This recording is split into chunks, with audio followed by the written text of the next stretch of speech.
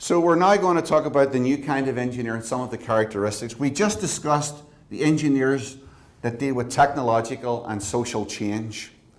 Now we'll talk about a new kind of engineer. Okay, so I'll start this off with an article in the Professional Engineers Ontario Engineering Dimensions.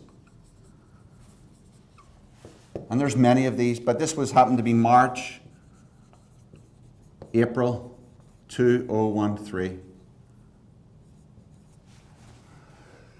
And it was by Janusz, Janusz Kozinski and Eddie Evans. And what they called for, and they're from York University in Ontario, or in Toronto. And what they called for was a new kind of engineer, and they called him a Renaissance engineer, a change agent. Kind of engineer that could be part of societal transformation, not just be buried in the bowels of the company or maybe even a director of a company, but looking at the whole house, the whole society is being shaped. So they asked for the following new capabilities: interdisciplinary thinking. So not just focus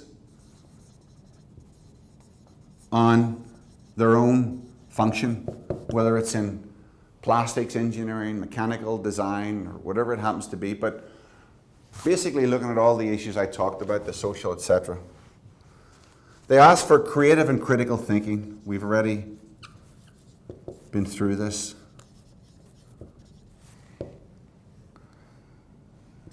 They cited that we're losing the brightest minds to medicine and biotechnology fields, etc., because for the most part, young people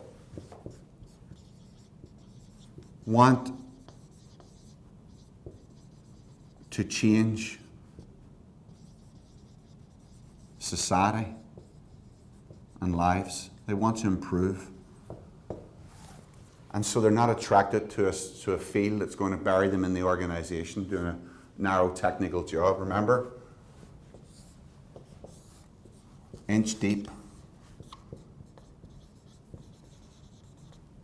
This is the world of engineering here. None of this. This is the mile wide. And this is what the engineers in the current system lack. They cited some great engineers as examples of future Renaissance engineers. Yahoo CEO,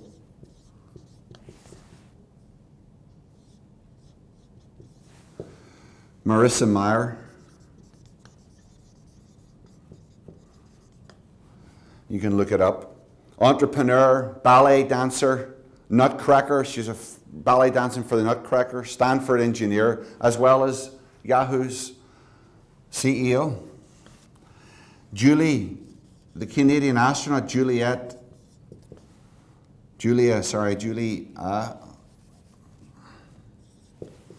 Payette, astronaut, Canada.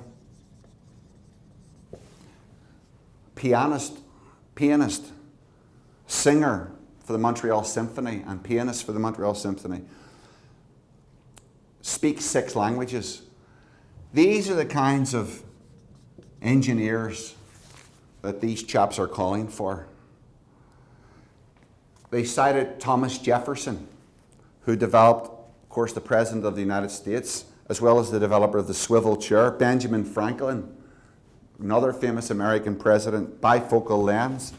And our own in Toronto, Stanford Fleming, who was behind conceptualization of time zones around the world, which coordinates. Think about time zones. What's the social impact of time zones?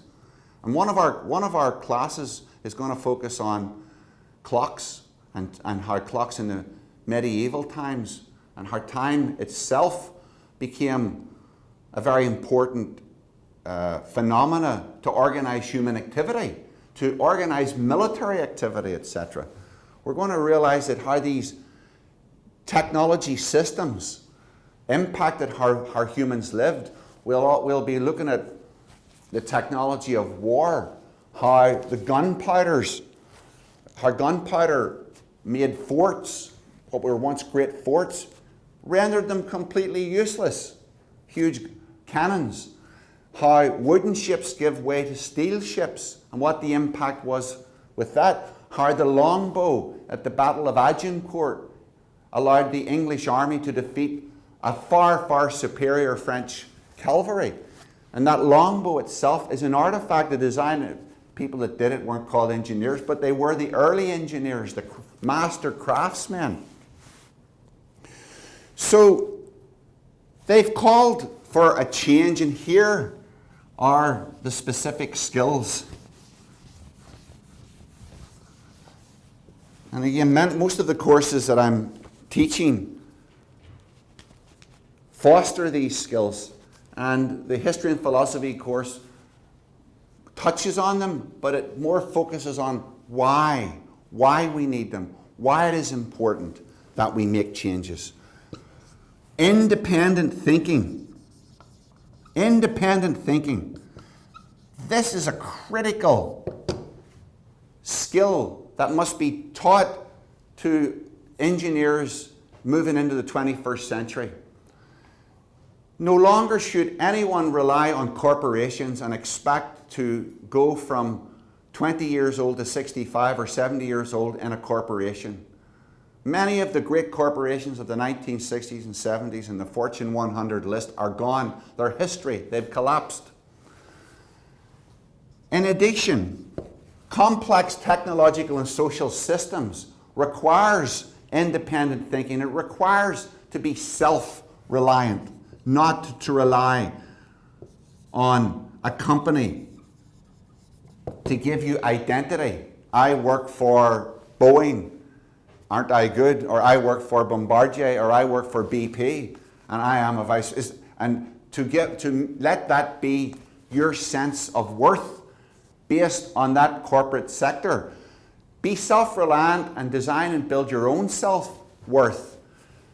Foster an entrepreneurial capability.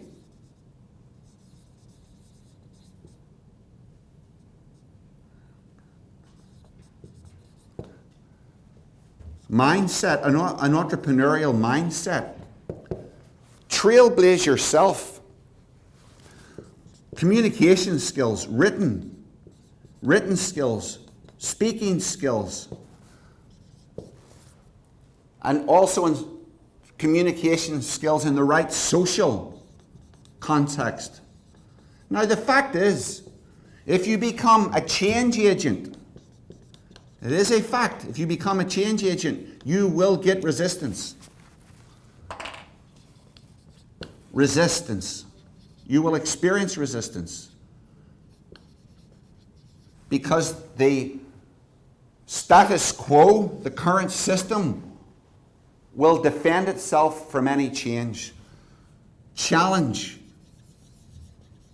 the status quo. To do this, to be able to master these capabilities and skills, one has to reflect. One has to be reflective. And that's why I call it the reflective